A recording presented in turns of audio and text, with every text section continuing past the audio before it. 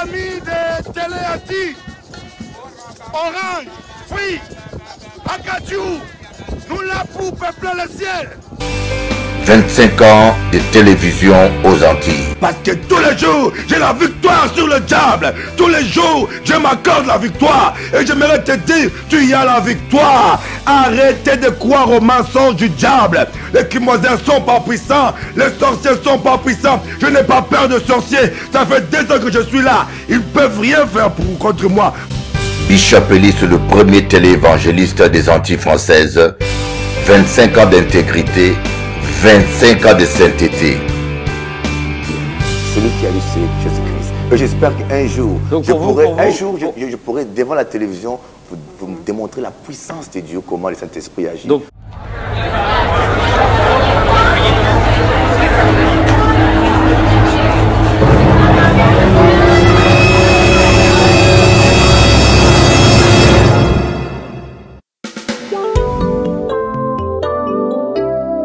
malheur à l'homme qui se confie dans l'homme et qui prend la chair pour son appui. Heureux l'homme qui se confie en l'Éternel. Et ma première héritage après sa mort, ça s'est pas réalisé. Les paroles des hommes sont éphémères, l'homme n'est qu'humain. C'est ça la nature de l'homme. Aujourd'hui il dit oui, demain il change non. Maloba moto eza kaka moto, nzambe nde nzambe abongwanaka te.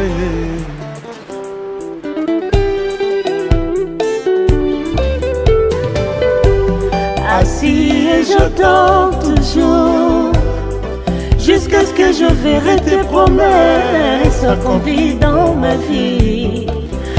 Avec patience et j'attends, Seigneur, l'accomplissement de mes promesses.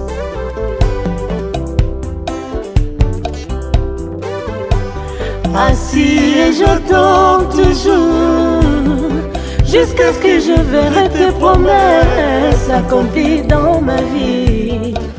Avec patience et j'attends, Seigneur, l'accomplissement de mes promesses.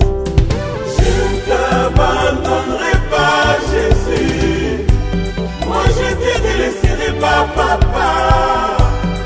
Jusqu'à ce que je ferai tes promesses accomplir dans ma vie. Je ne t'abandonnerai pas, papa. Moi je te délaisserai pas, Jésus.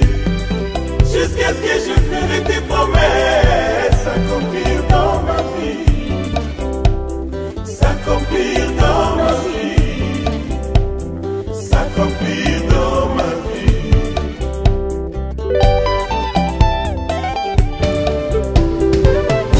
Comme a dit le prophète Habakkuk, peu importe le temps que cela va prendre, j'attendrai toujours. Comme Siméon, je ne mourrai pas, jusqu'à ce que je vivrai la promesse. Comme a dit le prophète Habakkuk, peu importe le temps que cela va prendre, mais j'attendrai toujours. Comme Siméon, moi je ne mourrai pas, jusqu'à ce que je vivrai la promesse.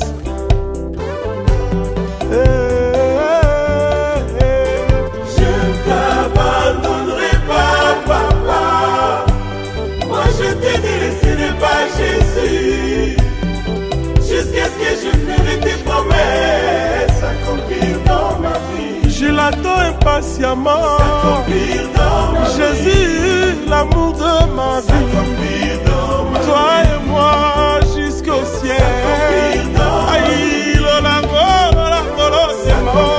dans ma vie. S'accomplir dans ma vie. S'accomplir dans ma vie. Masanga ise abano otikanga te nzala kombalo yangala yo bolingwa suka iza komba papa yangala yo kidona iza komba yo ayilo ngolo te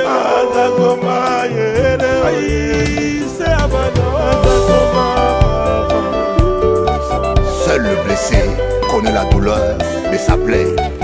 Les autres ne peuvent que la deviner. Mawa Pasina yo pesa bele na nzambe. Ye akochola yo te, akoseka yo te ndeko.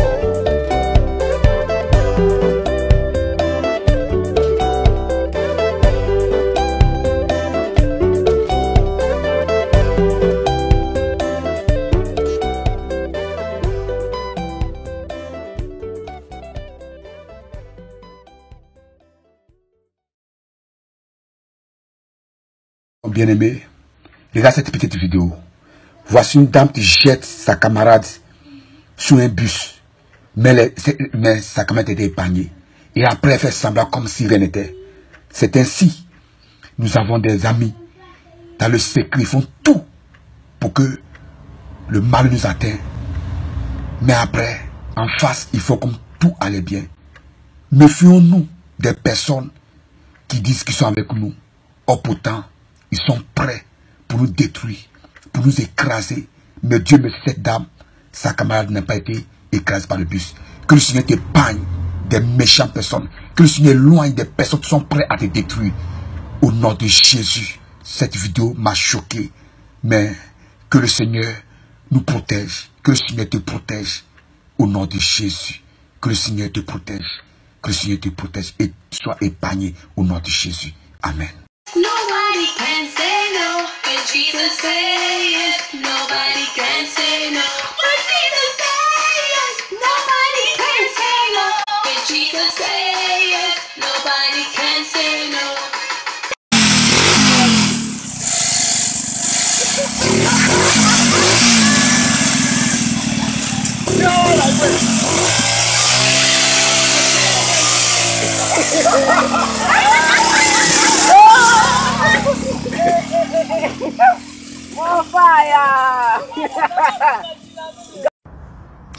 Bonjour Dodo, je t'aime tellement et je suis très déçu que tu sois pas là ce soir parce que je pense que tu aurais pu être là au moins pour cette soirée et puis rentrer avec moi après puisqu'on rentre dans la nuit.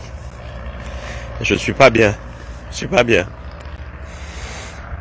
Bon, tu m'as dit que j'étais trop sensible. Ben oui, tu as tout à fait raison. Je suis trop sensible.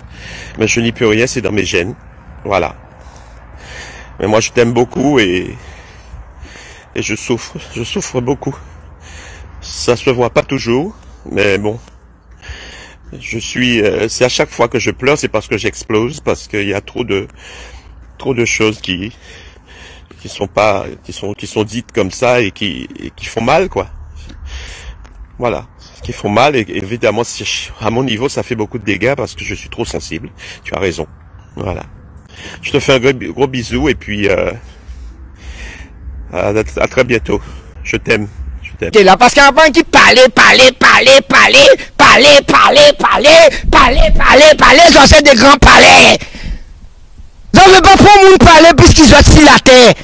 Mais cherchez qu'un autre café, aïe pas là. Toute parole là, je crois parler là, cherchez résultat, toute parole là, aïe pas là. Ça s'appelle du vent, je crois oui, vent. Bonjour chers amis téléspectateurs. Moi content, je suis très content d'être avec vous encore ce soir pour partager avec vous la parole de vie, la parole de Dieu. Cette parole qui peut changer nos vies. D'ailleurs, l'évangile est appelé la bonne nouvelle.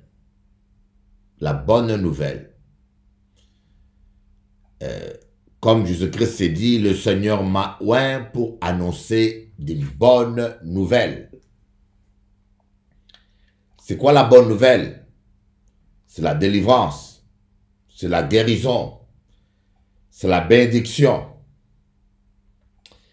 Avant de commencer, nous allons prier encore pour la République démocratique du Congo et pour son président Félix Antoine Tshisekedi. Vous savez pourquoi on doit prier pour la République démocratique du Congo?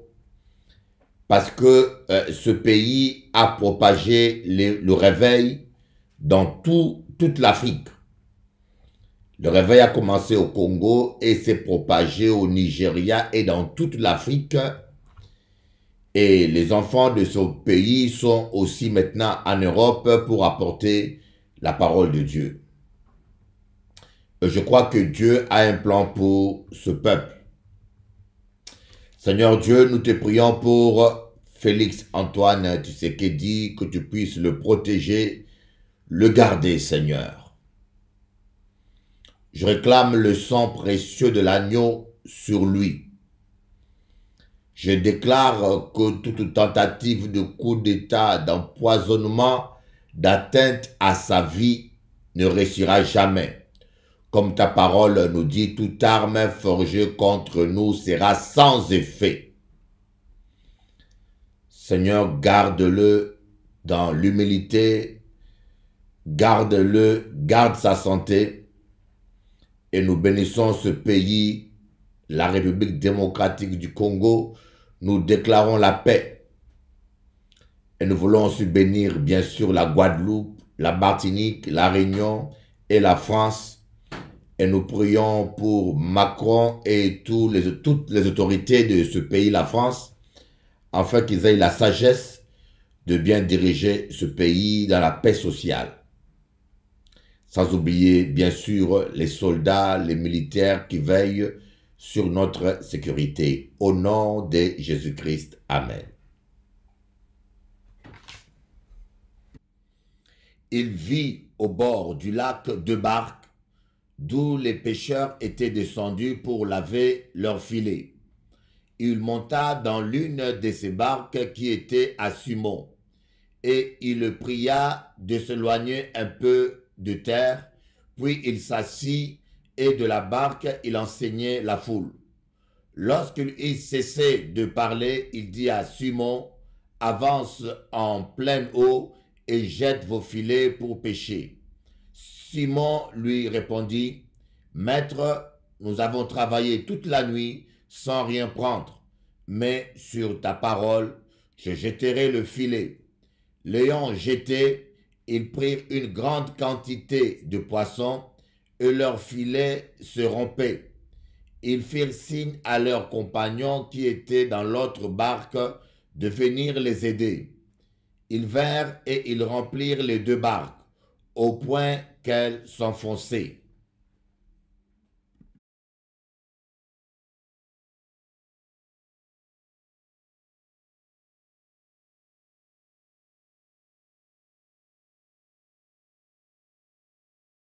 Un passage qui nous apprend beaucoup de choses.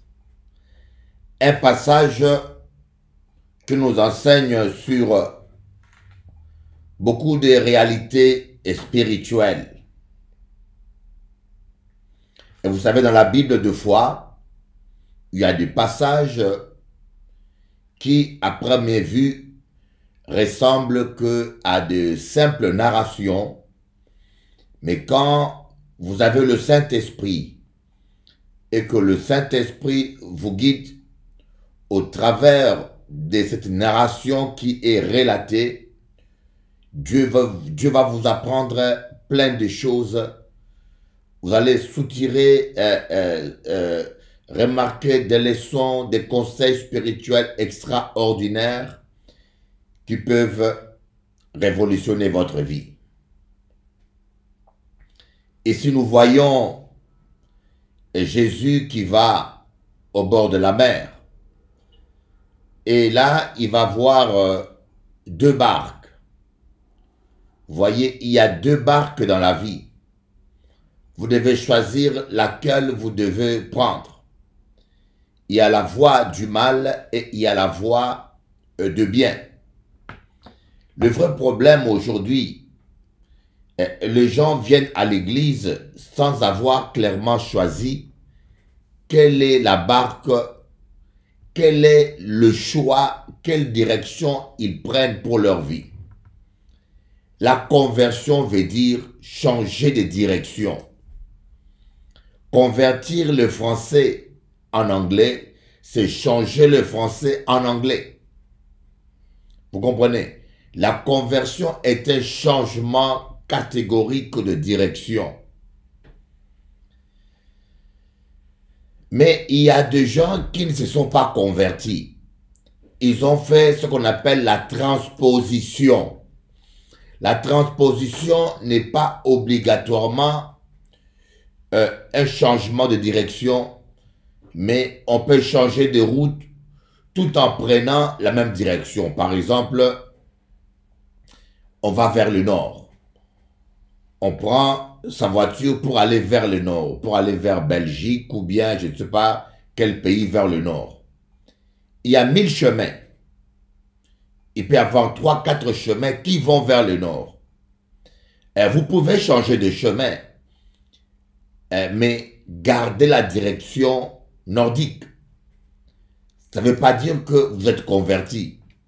Quelqu'un qui est converti, s'il allait vers le nord, il tourne son volant, il va vers le sud. C'est ça la conversion. J'aimerais vous donner, être un peu plus clair et le plus simple possible. J'avais un ami que je connaissais dans le monde qui était un véritable vantard. Un vantard, c'est quelqu'un qui aime se vanter.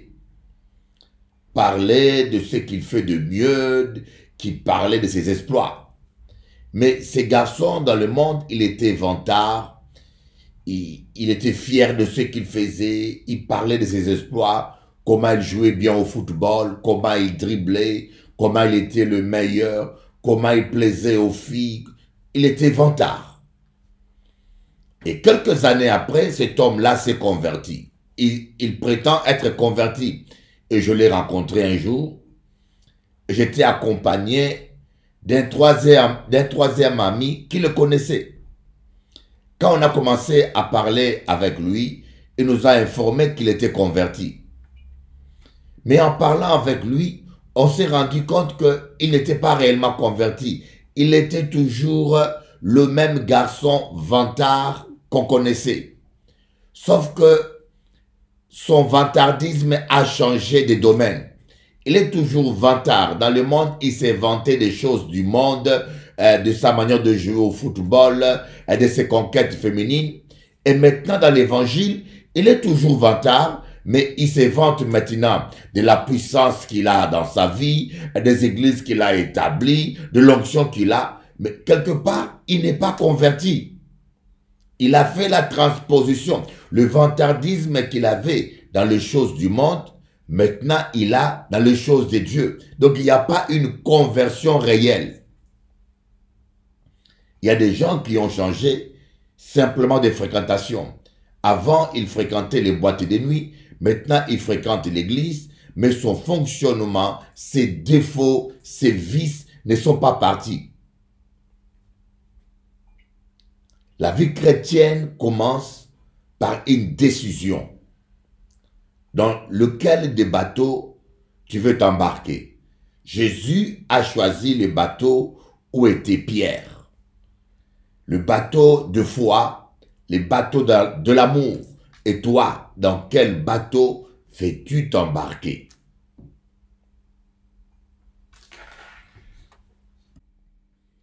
Il vit au bord du lac 2 barques, d'où les pêcheurs étaient descendus pour laver leurs filets.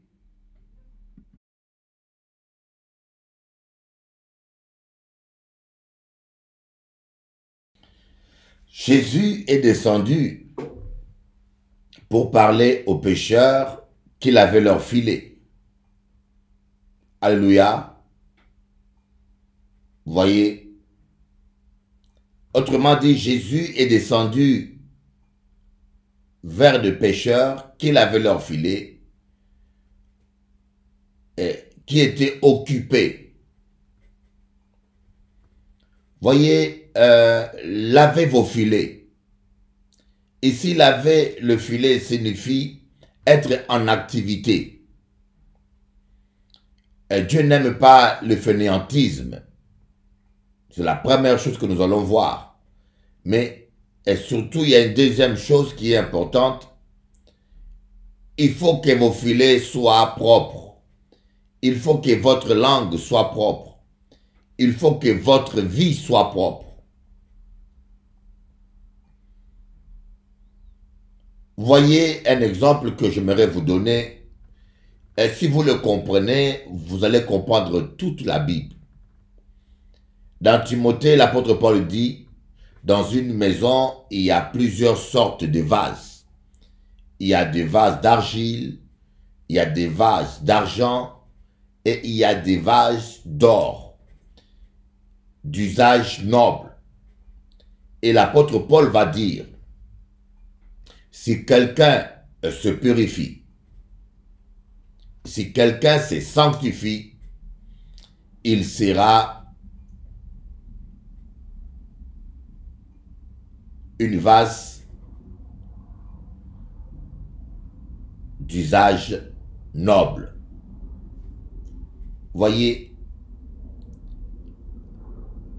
l'appel de Dieu, Dieu peut te donner un appel. Dieu peut t'appeler au ministère.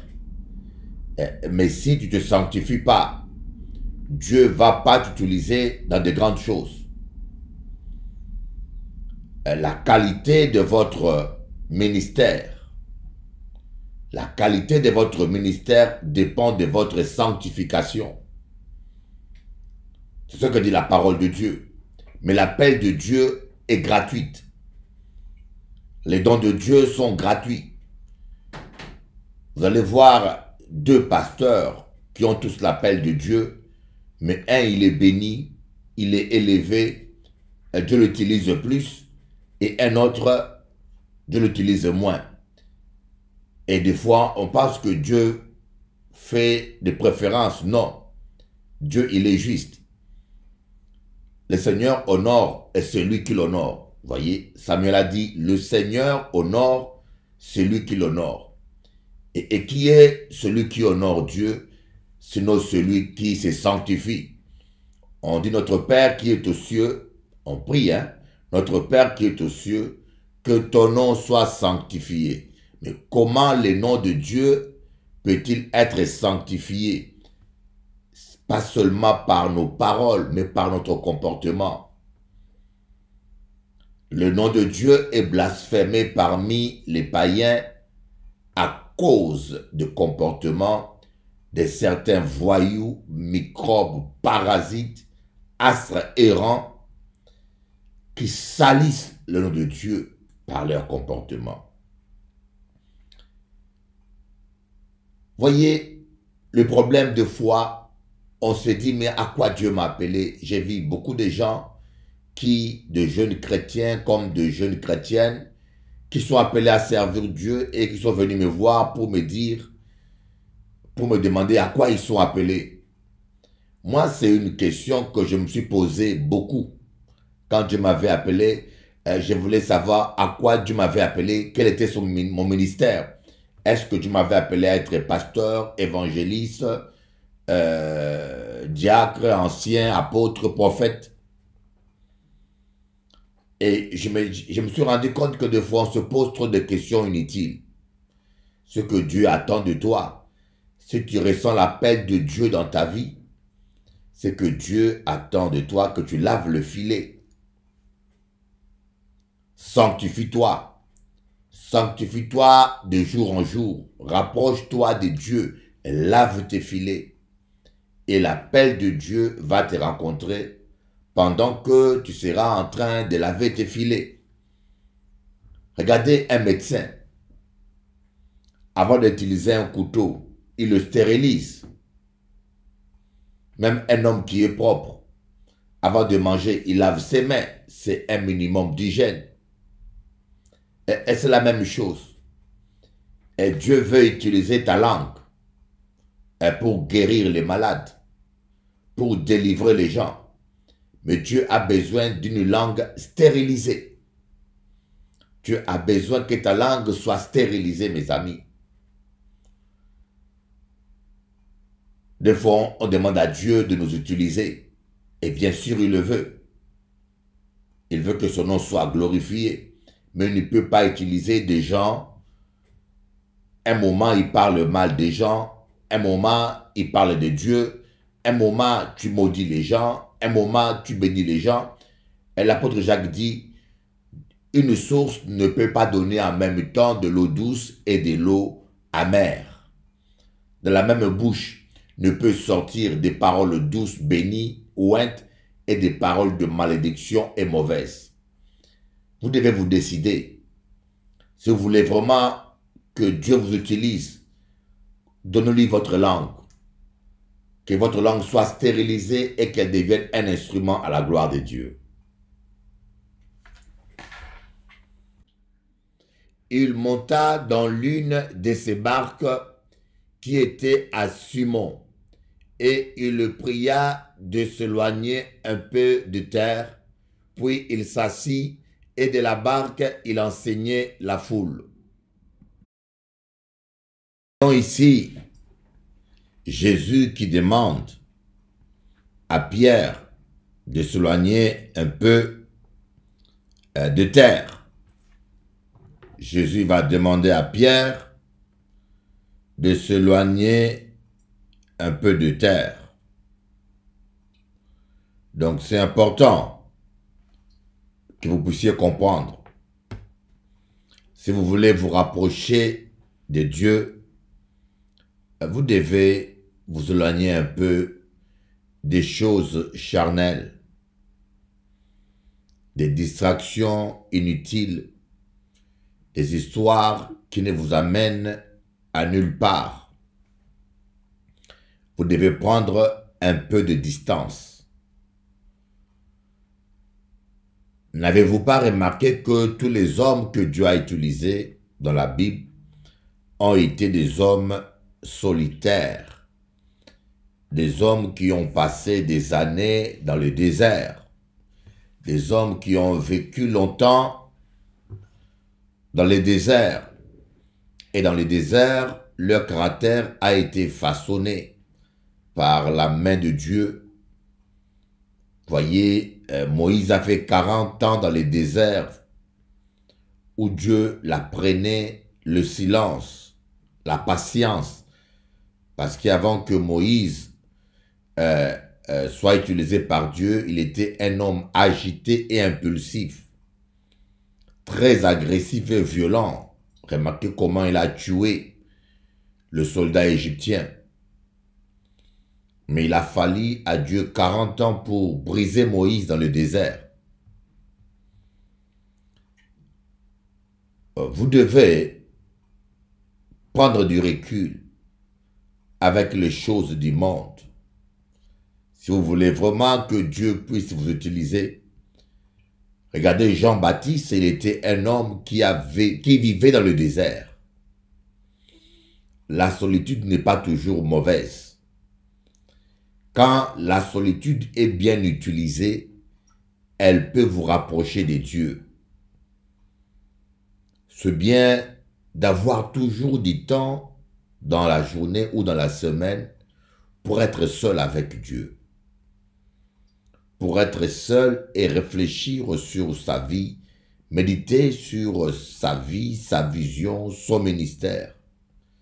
Lire et méditer la parole de Dieu nuit et jour. Abraham était un homme de désert. Jacob, Isaac, et c'étaient des hommes de désert. Éloignez-vous un peu de tous ces gens qui sont là en train de parler, de colporer, de rapporter. Apprenez à vous éloigner des gens négatifs, des gens qui sont loin de votre vision. Alléluia. La Bible dit que dans une maison, il y a plusieurs sortes de vases. Voyez, c'est à vous de choisir quel type de vase vous voulez être. C'est à vous de décider si vous voulez marcher avec Jésus ou pas. C'est à vous de prendre votre choix, de faire votre choix. Mais il y a un prix à payer. Et ce prix, parfois, c'est le désert. Passez du temps dans le désert. Passez le temps dans la prière. Passez le temps dans de jeûnes pour briser la chair. Voyez, vous allez remarquer que les gens qui ne prient pas, qui ne jeûnent pas, tombent facilement dans des péchés sexuels. Jésus a dit, veillez et priez afin de ne pas tomber dans la tentation. Et si vous avez des faiblesses dans la chair, vous n'arrivez pas à vous contenir, vous n'arrivez pas à dominer vos pulsions charnelles, entrez par le jeûne. Le jeûne est un entraînement efficace aussi. Commencez par le jeûne, vous allez voir. Avec l'onction et la puissance de Dieu, vous serez capable de dominer votre colère, vos pulsions. C'est comme a dit un pasteur, un homme qui ne sait pas dominer son ventre ne pourra pas dominer son bas-ventre. On doit dominer notre chair. Alléluia. Que Dieu est bon, que Dieu est merveilleux. Et le désert, c'est l'endroit de jeûne et de prière. Vous allez voir les disciples lorsque ils attendaient la promesse de Jésus. Lorsque ils attendaient le Saint-Esprit, ils sont allés dans la chambre haute. Ils se sont éloignés des choses terre à terre. Et là, ils ont commencé à prier. Vous voyez, il y a tellement de gens qui s'occupent, qui donnent de l'importance à des problèmes presque, que je peux dire, ridicules. Un tel m'a pas salué, un tel n'est pas gentil, un tel a dit... Il y a des choses dont vous ne devez même pas donner de l'importance et pour lequel vous ne devez même pas passer votre temps.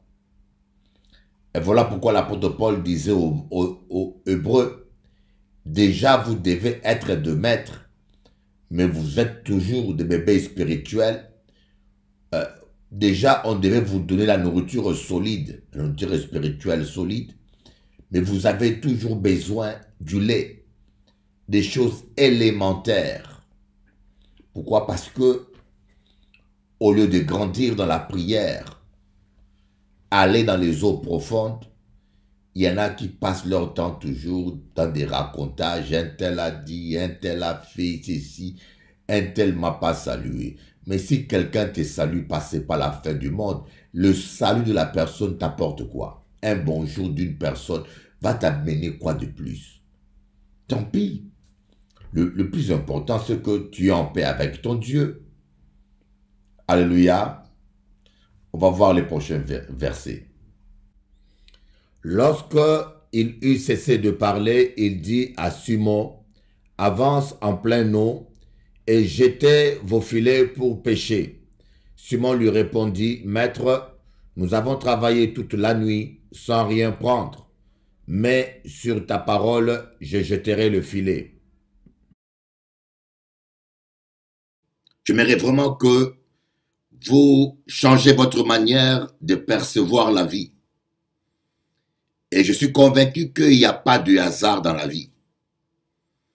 Il n'y a pas de hasard. Vous voyez Zachée, Dieu l'avait prédestiné à rencontrer Jésus. Et l'arbre, ce sycomore qu'il avait grimpé, n'était pas là par hasard.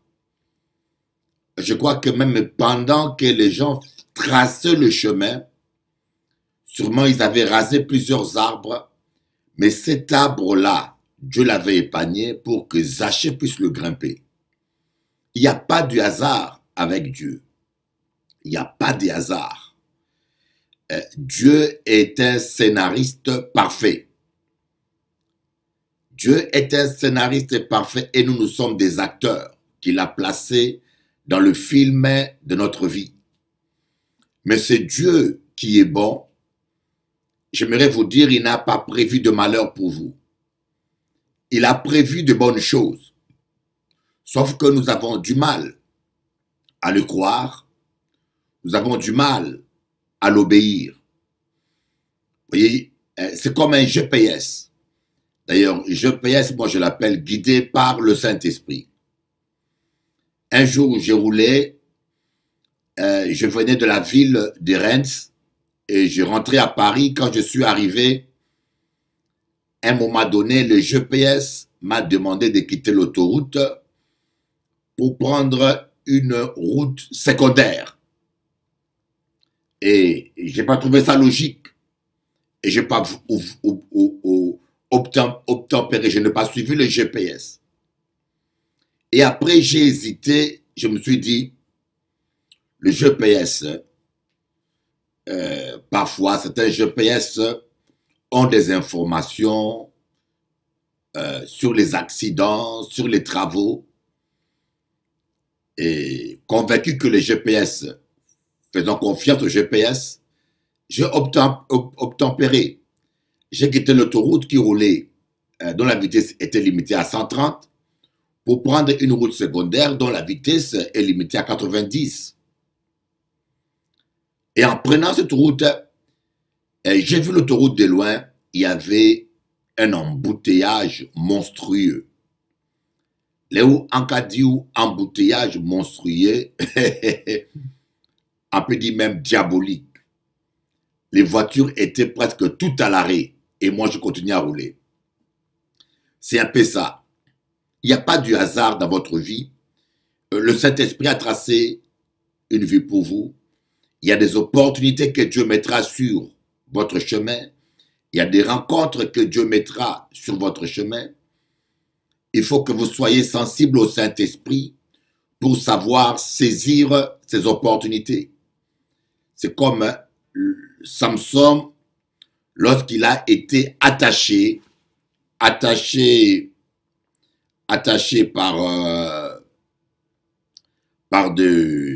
son propre peuple et qu'il a été livré aux Philistins, Samson a vu un mâchoire d'âne qui traînait et il n'a pas hésité à se saisir de ce mâchoire pour se libérer. C'était une opportunité, mâchoire d'âne. Alléluia. Et je vous donnerai des remarques dessus, des choses extraordinaires que Dieu m'a révélées, des remarques puissants que Dieu m'a révélées sur ce sujet. Vous voyez, le mâchoire d'âne. L'âne, c'est l'animal le plus têtu. Vous voyez, l'âne, c'est l'animal le plus têtu qui a du mal à obéir. Et nous savons que Samson est l'image de Christ. Nous, les êtres humains, nous sommes des natures têtues. Voilà ce que Dieu m'a donné comme réma. Nous sommes des natures très têtues, mais Dieu veut nous utiliser pour délivrer son peuple. Dieu veut nous utiliser. Mais il faut que nous mourons à nous-mêmes comme cet âne qui était mort en lui-même. Il faut que nous mourons à nous-mêmes. Et Dieu veut surtout utiliser nos bouches, le mâchoire, notre bouche, pour vaincre les démons, les Philistins. Mais il faut que cette bouche-là, ce mâchoire, soit consacrée à Dieu, puisse mourir au cancan, afin que Samson puisse l'utiliser comme arme et briser le royaume de Satan. Voyez, cette mâchoire, l'apôtre Jacques dit, si quelqu'un prétend être religieux sans tenir sa langue en bride, la religion de cet homme est vaine. La langue, si vous ne mourrez pas, si votre langue ne meurt pas au cancan, ne meurt pas à la calomnie, ne meurt pas aux insultes, vous ne serez pas un serviteur de Dieu efficace dans les mains de Samson, de Jésus-Christ. Notre Samson, c'est Christ. Alléluia. Samson est un type de Christ. Alors, j'aimerais vous dire, voyez, avec Dieu, il n'y a pas de hasard. Avec Dieu, il n'y a pas de hasard. Il n'y a pas d'accident. Et quand vous comprenez cela et que vous savez que Dieu est le parfait scénariste de votre vie, il a prévu que vous réussissez, il a prévu que vous triomphez, Il a prévu le bonheur, il a prévu le succès, il a prévu la joie, il a prévu la prospérité. Et vous allez commencer à ne plus négliger certaines rencontres, à prier pour chaque chose et à plus observer votre GPS, le Saint-Esprit, à plus l'écouter avant de faire toutes choses. Voilà, nous voyons Moïse, le cas de Moïse qui a manqué sa destinée. Parce que lorsque Dieu, nous l'avons vu, lorsque Dieu avait appelé Moïse, c'était prévu que Moïse entre dans la terre promise. C'était prévu que Moïse entre dans la terre promise, lui-même avec le peuple d'Israël. Dieu a délivré le peuple d'Israël par des miracles extraordinaires, par des guérisons extraordinaires. Mais cela n'a pas suffi. Imaginez-vous des gens qui voient une nuée, une colonne de feu et une nuée, colonne de nuée, le jour qui les guidait. Le peuple d'Israël a vu de miracles extraordinaires. Ils ont pu assister au miracle des 10 plaies de l'Égypte. L'eau s'est changée en sang. Ils ont vu des choses extraordinaires. Ils ont vu la mer Rouge s'ouvrir en deux. Mais cela n'a pas suffi pour créer la foi en eux et les amener à craindre l'Éternel. Et c'est un peu ce qui nous arrive, n'est-ce pas? C'est un peu ce qui nous arrive. Il y a beaucoup de chrétiens évangéliques, catholiques.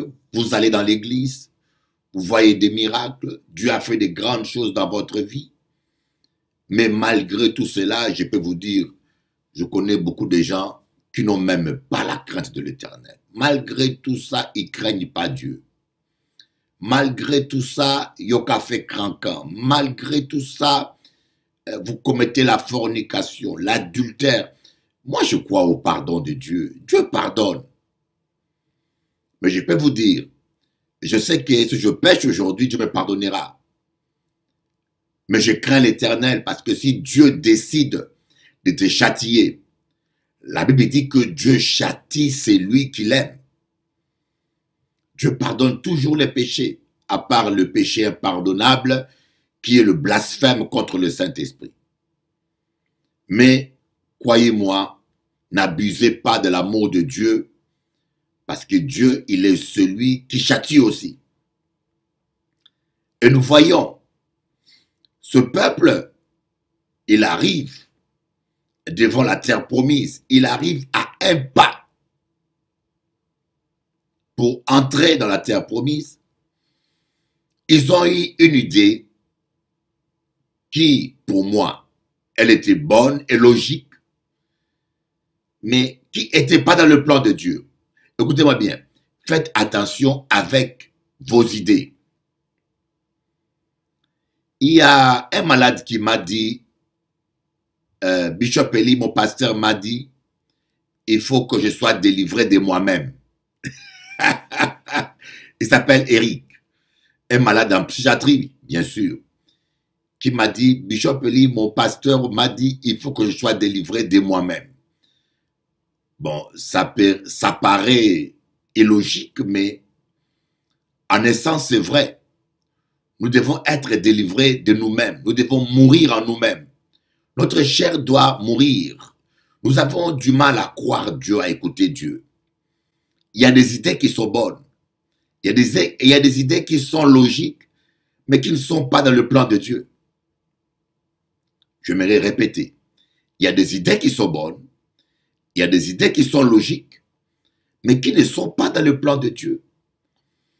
Et qui peuvent nous amener à la catastrophe. Souvent, quand nous avons une pensée ou une idée, le problème n'est pas si l'idée est bonne ou logique. Le vrai problème, on doit toujours se poser la question, est-ce que cette idée-là est dans le plan de Dieu? Voyez, l'idée d'espionnage, elle était bonne. Mais ce n'était pas le plan de Dieu. Elle était logique. Il faut savoir quel chemin on prend, quelle route. Mais Moïse a dit, entrons par la foi. Entrons, prenons possession. Il a dit, prenez possession. Voilà, Dieu vous donne. Ils sont arrivés à un pas. Mais le peuple a demandé qu'on envoie des espions. Ouais, c'est pour cela que quand vous allez dans Nombre, on ne rentre pas en détail. On dit, Dieu dit à Moïse, envoie des espions, prends une personne par tribu. Mais au départ, ce n'était pas le plan de Dieu. C'est le plan permissif. Vous savez, il y a des choses que Dieu permet. Parce que Dieu ne peut pas agir au-delà de notre foi. D'ailleurs, Jésus-Christ lui-même dit, il te sera fait selon ta foi. Donc Dieu ne peut pas faire au-delà de votre foi. Je ne sais pas si vous comprenez ce que je dis. Voilà pourquoi il a accepté, malgré lui, l'idée du peuple. Moïse est allé prier et Dieu lui a dit, fais ce qu'ils veulent. Ils veulent espionner le pays. Fais. Voyez, tout ce qui n'est pas dans le plan parfait de Dieu vous amènera toujours des problèmes. L'argent que Dieu vous a pas donné, l'argent que Dieu n'a pas prévu pour vous, si vous la prenez, il vous créera plus de soucis. Rappelez-vous des fils prodigues. Il a voulu hériter de son argent avant le temps de Dieu. Et qu'est-ce qu'il en a fait? L'argent lui a apporté plus de problèmes qu'autre chose. Une femme peut être belle, gentille, pleine de qualités, mais si ce n'est pas elle que Dieu a prévu pour vous, elle vous créera des problèmes. Un homme peut être bien, mais si Dieu ne l'a pas prévu pour vous, vous aurez toujours des sérieux problèmes. Voilà comment Moïse va prendre 12 espions. Il va les envoyer pour espionner le pays. Ces espions vont aller, ils vont rencontrer une situation difficile.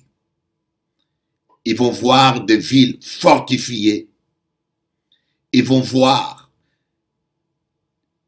des soldats de grande taille. Vous savez, faites attention à ce que vous voyez. On ne doit pas marcher selon la vue, mais on doit marcher selon la foi. Heureux celui qui croit sans avoir vu. Mais nous dépendons trop de la vue.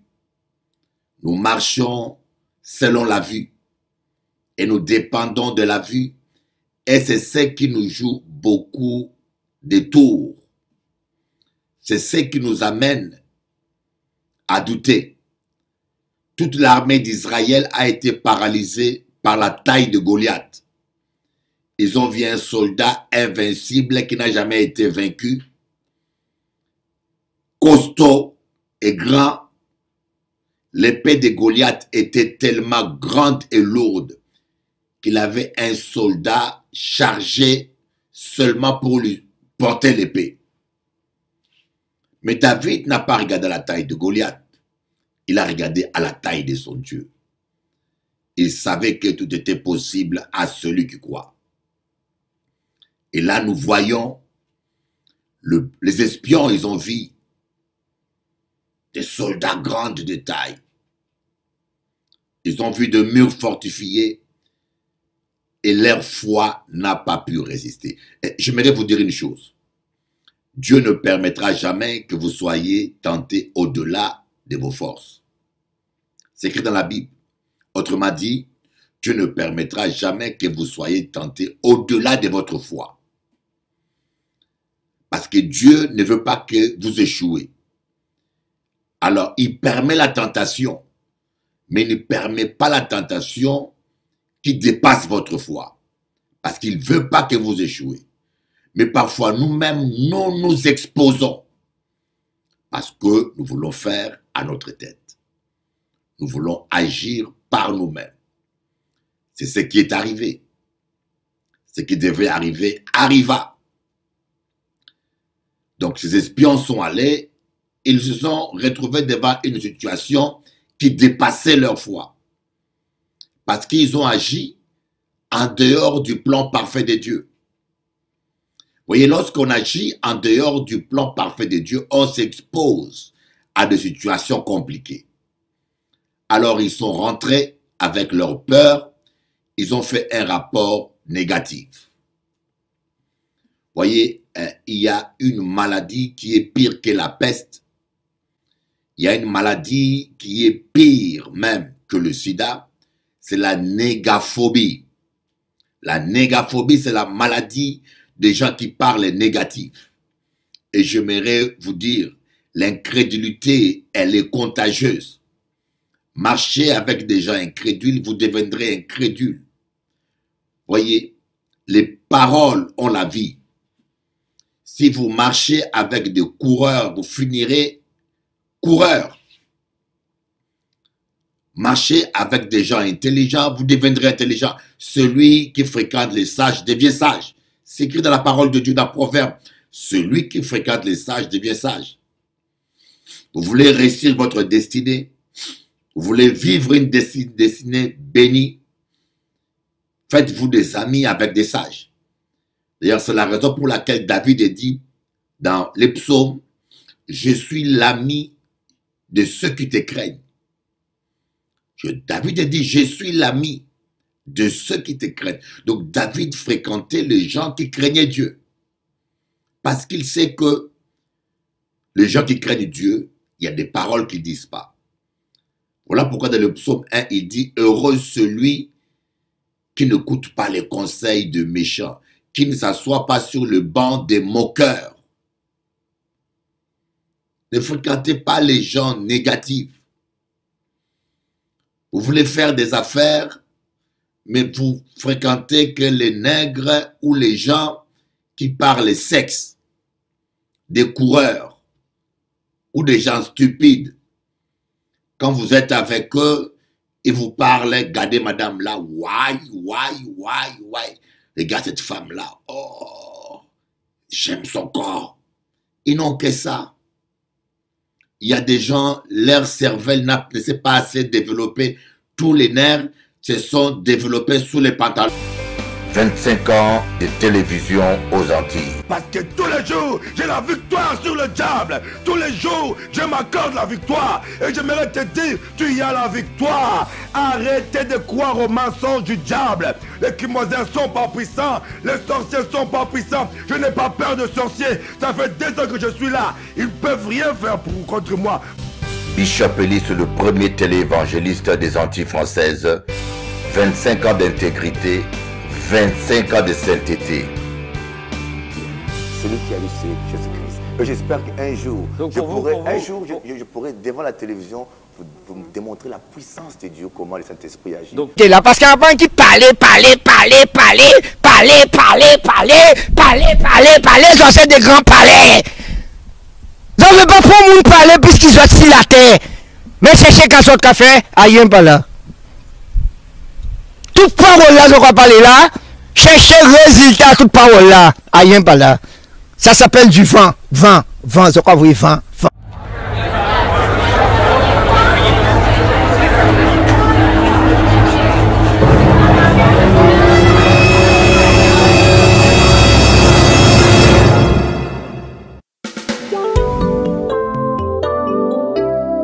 Malheur à l'homme qui se confie dans l'homme et qui prend la chair pour son appui. Heureux l'homme qui se confie en l'Éternel. Il m'a promis l'héritage après ce mot, ça s'est paralysé. Les paroles des hommes sont éphémères, l'homme n'est qu'humain. C'est ça la nature de l'homme. Aujourd'hui il dit oui, demain il change non. Maloba monteza kakamoto, nzambe nzambe. Abongwa na kate,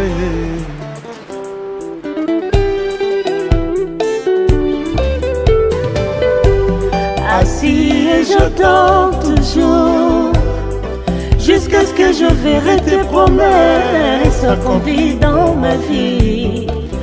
Avec patience et j'attends, Seigneur, l'accomplissement de mes promesses.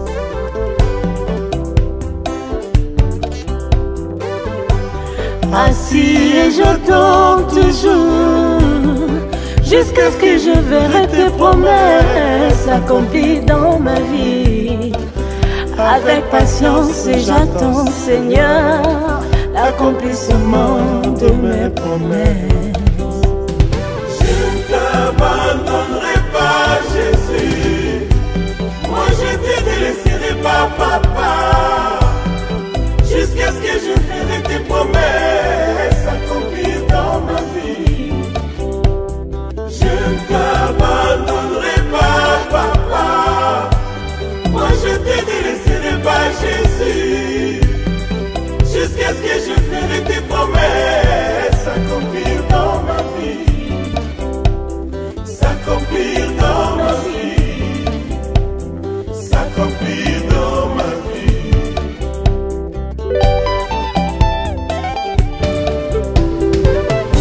Comme a dit le prophète Habakkuk, peu importe le temps que cela va prendre, j'attendrai toujours. Comme un Siméon, je ne mourrai pas jusqu'à ce que je vivrai la promesse. Comme a dit le prophète Habakkuk, peu importe le temps que cela va prendre, mais j'attendrai toujours. Comme Siméon, moi je ne mourrai pas jusqu'à ce que je vivrai la promesse.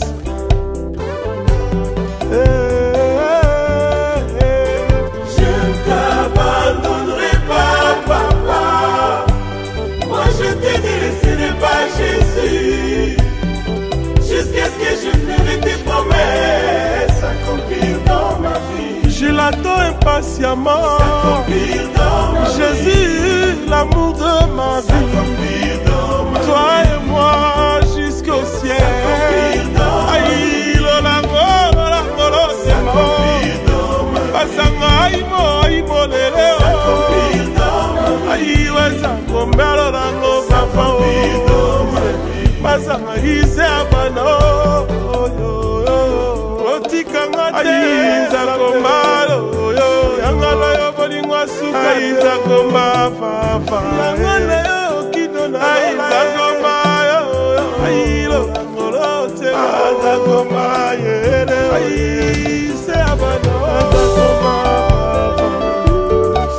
Seul le blessé connaît la douleur de sa plaie. Les autres ne peuvent que la deviner. Mawa Pasina yo pesa bele na nzambe. Ye akochola yo te, akoseka yo te ndeko.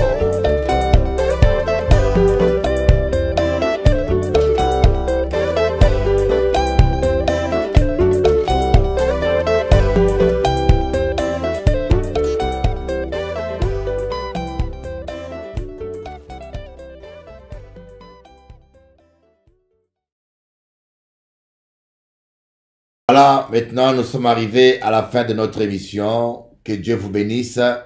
Avant de clôturer notre émission, je pense toujours au couple parce que je crois au couple. Je crois au bonheur dans les couples. Je crois que Dieu ne s'est pas trompé en créant l'homme et en créant la femme.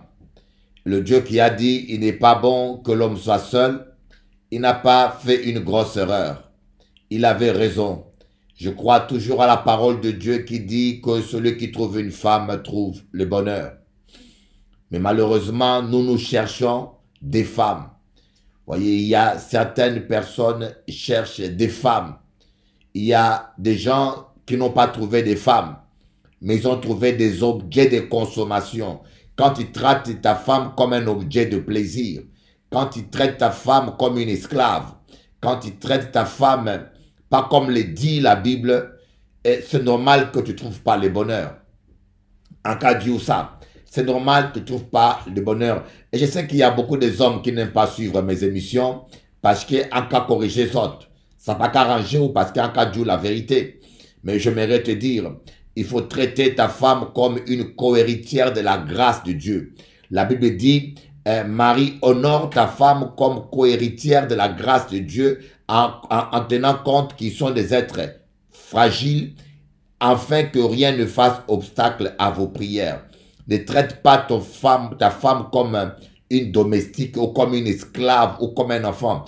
Traite-la comme une co-héritière de la grâce de Dieu. Et vous allez voir, si vous traitez votre femme dignement comme une femme, et Dieu vous bénira, et vous allez voir la parole de Dieu s'accomplir. Celui qui trouve une femme trouve le bonheur. Alors, avant de clôturer, j'aimerais vous faire écouter ce chant afrobeat que j'ai écrit pour tous les amoureux chrétiens, et que ce chant puisse vous amener à considérer votre femme. Tenez votre femme à la main et écoutez ce chant. I love you, baby. Je t'aime pour la vie. Tu es le don de Dieu pour moi. Je te promets le bonheur. I will take care of you always. Je t'aime pour la vie, mon amour.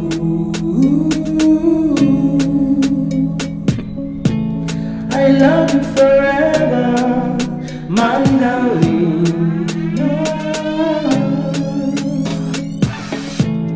Laisse-moi t'aimer, prendre soin de toi. C'est le désir suprême de mon cœur, te donner le bonheur. Et si parfois je t'ai blessé, pardonne-moi mon amour. Tu ne seras jamais toute seule, je serai ton ange gardien. Je t'aime pour la vie, mon amour.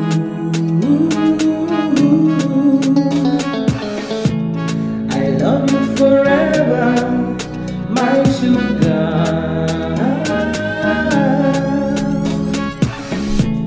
Te amo simplemente, mi nena.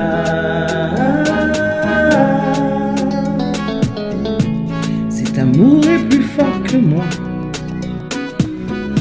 je ne puis te résister. Je ne saurais plus vivre sans toi. Tu es l'amour de ma vie. Donne-moi encore une occasion de te prouver mes sentiments. Mon amour vaincra le temps. Toi et moi, c'est pour la vie. Yeah. Je t'aime pour la vie, mon amour. Oh oui, je t'aime, je t'aime. I love you forever, my sugar. I love you forever, my sugar. Love you, yeah. Te amo simplemente, mi nena.